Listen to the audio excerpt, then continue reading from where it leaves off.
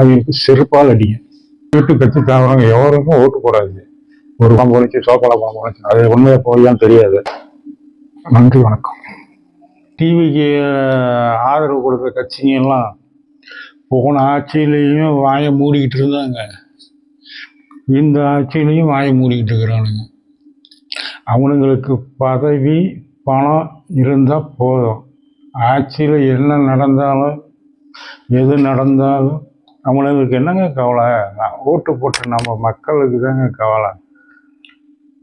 இந்த மாதிரி ஆளுங்களுக்கெல்லாம் ஓட்டு போடாதீங்க, கண்டிப்பாக போடாதீங்க.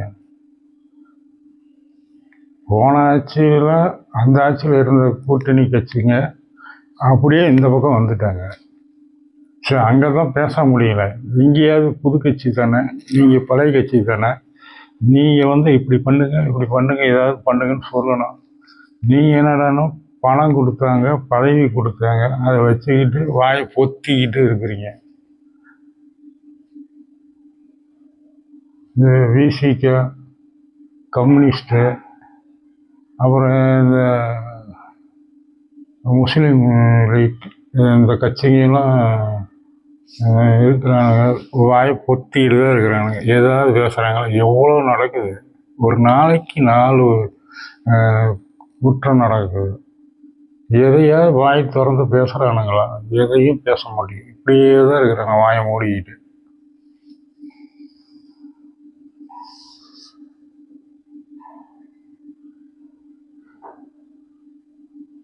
மக்கள் நீங்கள் சிந்திக்கணும்.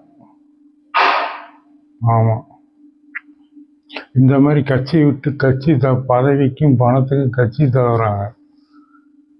இவங்களுக்கெல்லாம் அடுத்த தடவை ஓட்டு போடாதீங்க. இடைத்தேர்தல் இந்த ஏடிஎம்கேலேருந்து ஒரு 4 பேர் தாவி இருக்கிறாங்க, 4-5 பேர். அந்த இடைத்தேர்தல் அதே தொகுதியில் வந்து நின்னா அவங்களுக்கு செருப்பால் அடிங்க, கண்டிப்பாக செருப்பால் அடிங்க. நம்ம மக்கள் வரி பணத்தை இப்படி நாசம் பண்ணுறாங்க. இதெல்லாம் யாருங்க கேட்குறது? நாம் ஓட்டு போட்டு நாம் தான் கேட்கணும். அந்தந்த தொகுதியில் இருக்கிற மக்கள்கள், அந்தந்த தொகுதி மக்கள் அவங்கள செருப்பாலே அடிங்க. எங்கள் வரி பணத்தில் இப்படியெல்லாம் நாசம் பண்ணுறீங்க. மக்களுக்கு நம்ம வரி பணத்தை மக்களுக்கு கொடுக்கணும். நம்ம வரி பணத்திலேயே சம்பளமும் வாங்கிக்கிறானுங்க. நம்ம வரி பணத்தில் எவ்வளோ சொகுசாக வாழ்கிறாங்க, கஷ்டப்படாமல் வாழ்கிறாங்க. நாம் கஷ்டப்பட்டு நாம் கொடுக்குற வரி பணத்தை இப்படி நாசம் பண்ணுறானுங்க. நாம் ஓட்டும் போட்டு அவங்கள தேர்ந்தெடுத்து நம்ம வரி பணத்தையும் கொடுத்து நமக்கு ஏதாவது நல்லது நடக்குதா? சொல்லுங்க மக்களை, எதுவும் நடக்கலை. இந்த மாதிரி அரசியல்வாதிகளாம் ஓட்டே போடாதீங்க. அது ஆளுங்கட்சியாக இருந்தால் எதிர்கட்சியாக இருந்தால் என்ன, கட்சி விட்டு கட்சி தாவறவங்க எவருக்கும் ஓட்டு போடாதீங்க. ஒரு ஓட்டு கூட விடக்கூடாது.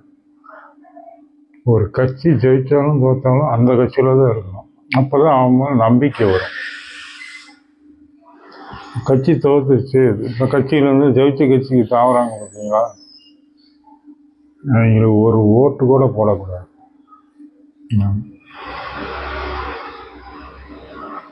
ஒரு ஓட்டு கூட போடக்கூடாது.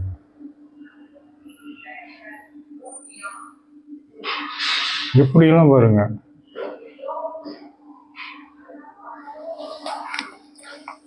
ஒரு நல்லது பண்ணுறதுக்கு தான் ஒரு ஆட்சி அதிகாரம் தேவைப்படுது மனிதனுக்கு.